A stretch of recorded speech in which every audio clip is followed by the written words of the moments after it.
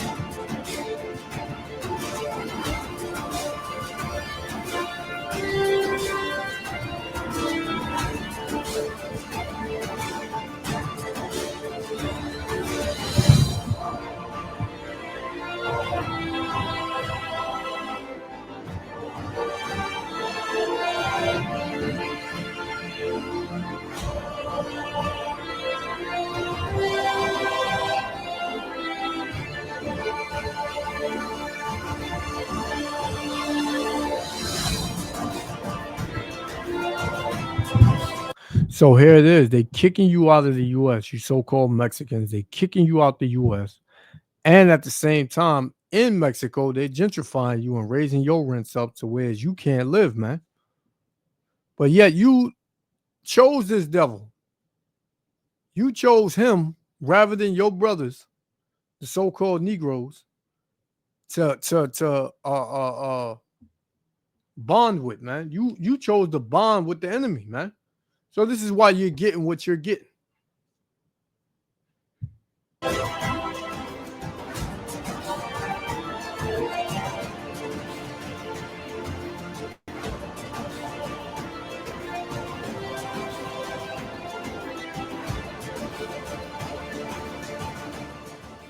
Y el motivo por el que nos hemos reunido aquí es justamente para escuchar los sentipensares de muchos.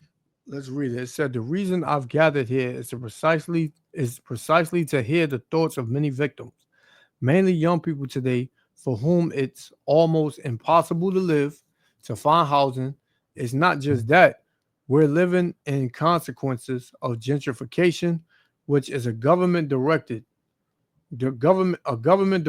its public policies toward people with higher purchasing power, often illegally displacing local population who have lived in these neighborhoods for 40, 50, and we have documented cases up to 60 years. And that's the same thing they did with the so-called Negroes over here back in time, man.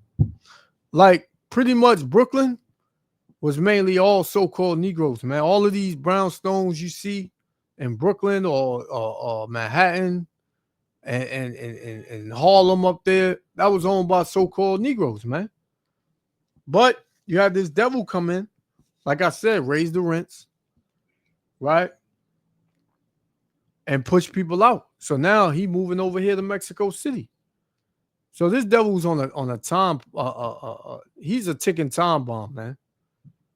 Right? And hey, the judgment that's about to come on these devils, man, is gonna be harsh.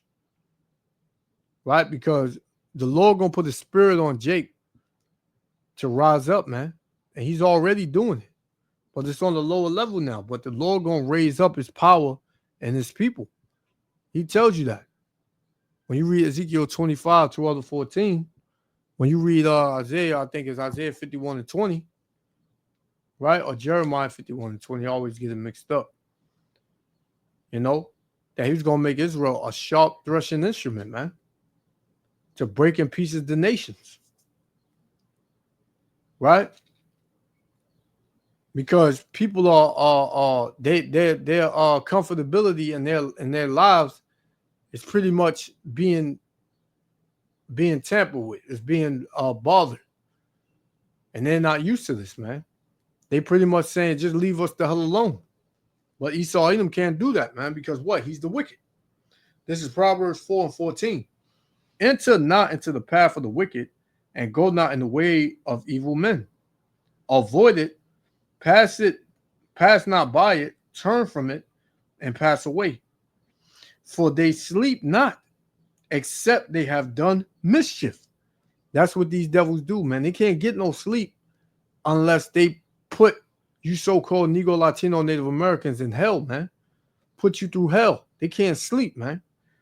It says, and their sleep is taken away unless they cause some to fall. Unless they putting you through hell, threatening your livelihood. Hey, their sleep is taken away, man. If they're not doing that, their sleep is taken away. It says, for they eat the bread of wickedness. Every single day they eat it. Right? And drink the wine of violence. This is how they run, man. This is how they eat. Right? They eat by destroying you Israelites. This is what fills them up, man. Right? This is what fills them up, man. And you about to find out, man. You Issacharite, so-called Mexican. You about to find out that these devils never liked you, man. They was only using you to be against the so-called Negroes. These devils use everybody to come against the so-called Negroes, man. Why? Because the so-called Negroes is the head tribe of the nation of Israel. Right? The house of Judah. Right? The tribe of Judah. Right? The so-called American blacks, West Indians, and the so-called Haitians. The house of Judah, man. If he can get you to turn on your brother, he got a chance, man. But in raw reality, the Lord got him in delusion because he never had a chance. Let's continue. Muchas víctimas que hoy, principalmente juventudes, para nosotros es casi imposible conseguir una vivienda. Y no solamente eso, estamos viviendo las consecuencias de la gentrificación, que es que el gobierno orienta sus políticas públicas a personas de mayor nivel adquisitivo, provocando el despojo, muchas veces ilegal, de población local que ya tiene 40, 50 y tenemos documentado hasta 60 años viviendo en estos barrios.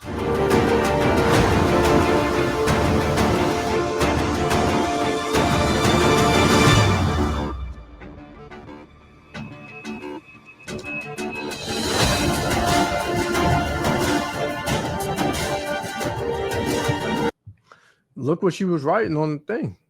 Let's see what she was writing. Let's check it out. Gringo, go home. Who that? Gringo. Right? That's translated to so-called white man. Let's see something real quick. If I can get some confirmation on that.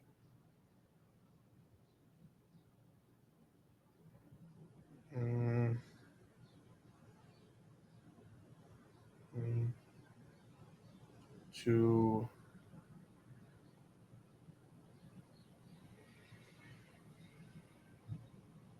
English, right?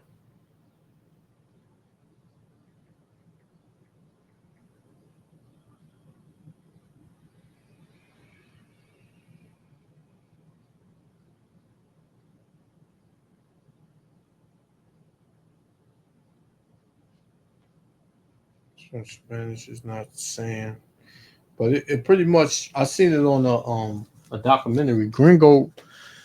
It loosely translates to Americans. Like and you know what Americans they talking about, man? The so-called white man. So he's telling you, go, gringo, gringo, go home, right? Because these devils, nobody wants them around, man. Nobody wants them near them because the scriptures tell you that death and hell follow the so-called white man.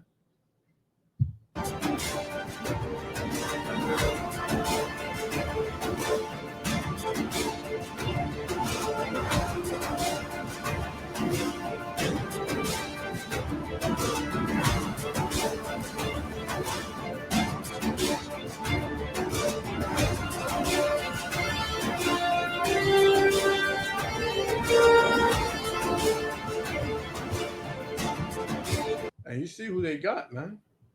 But yet they voted for him. Even though this devil was going in office anyway, right? Blanco. Chilate Blanco. I don't know what that is, but I know Blanco means white, right? But, this man has completely turned, the Lord has completely made this man turn the world upside down, right? Because, like I said earlier, the Lord, he puts people in charge, he puts the leaders in place. And this devil, Trump, DJ Trump, he's stirring things up, man.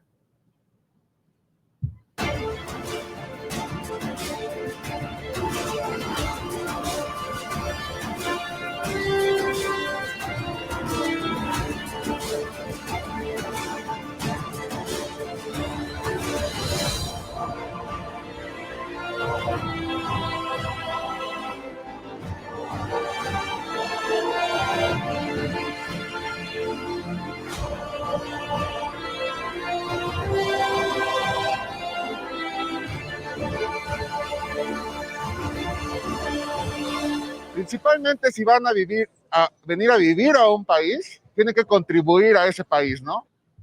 Now this brother, Manuel Anges, protested, said primarily if they're going to come to live in a country, they have to contribute to that country. The first and simplest issue is legal migration. They come here with visas or no visas, and still the change in purchasing power generates these problems of gentrification and displacement. Yeah, because what you have to follow, they don't have to follow, man. Right? When you come to America, they break down to you what you got to do, X, Y, Z. You come here, you got to do this. They come to your country, they just go wherever they want, break down whatever they want, live wherever they want, right? Get rid of whoever they want. And you just stuck with, having to deal with the change. And people are fed up, man. La primera y la cuestión más sencilla es la migración legal. Ellos vienen aquí con visas o no visas y todavía la cambio y el poder adquisitivo genera estos problemas de gentrificación y desplazamiento, ¿no? So you're going to have Esau Edom. He's going to get paid back for this, man. Right? He's gonna be paid back, man. And this man is clearly not white, and he's red. This is Proverbs 29:2. It says, when the righteous are in authority, the people rejoice. You don't see nobody rejoicing right now, man. Right? It says, but when the wicked bear rule, the people mourn. I see a lot of mourning. Everybody's in mourning. Everybody's fed up. Everybody's had it up to here. So what does that tell you? The wicked is bearing rule. And guess what else? Verse 7. The righteous consider it the cause of the poor. You think a righteous ruler is not going to think about the poor? He's going to help the poor. A righteous ruler is going to help the poor, man. He's going to make it so that way the poor, is no more. But what? It says, but the wicked regardeth not to know it. The wicked don't give a shit, man. The wicked said, we're going to build this here. You're going to move out. We're going to raise up the price so you can get out. And we're going to turn this into this. And you're going to have to deal with it. You can work here, but after that, take your broke ass, your poor ass back to the hood, man. That's how this devil is, man. And he don't give a shit. So, hey, you're going to be paid back, man. Let's get this last one. Because he don't know that his end is right here. His end is right here, man. Job. We're going to close out with this. Job, chapter 21 and verse, I'm going to start at 29. It says, have ye not asked them that go by the way? And do ye not know their tokens, meaning their signs, meaning the wicked? Right? It says that the wicked is reserved to the day of destruction. And that's all they're doing. They are just being reserved for the day of destruction. They shall be brought forth to the day of wrath. Who shall declare his way to his face? And who shall repay him what he have done? Who's going to repay him? Yahweh Shem Yahushua. Yahweh Shem Yahushua is going to repay him what he has done. Right? And it's going to be beautiful, man. Lord willing, I get to see it. Lord willing, the brothers that are sincere and the sisters, the Akwaf that are sincere, they get to see it. You know? So I'm going to leave that there. Yahweh Shem Yahushua, willing to elect with other Father. I'm going to give all praise, honor, and glory to Yahweh, Bahashem Yahushua, Bahashem Rakakadash, for blessing me with the spirit to do this lesson. Hey, man. This devil's on his way out, man. He pushing the envelope, man, and it's about to take hold of him. So to the next lesson, I'm going to say shalom.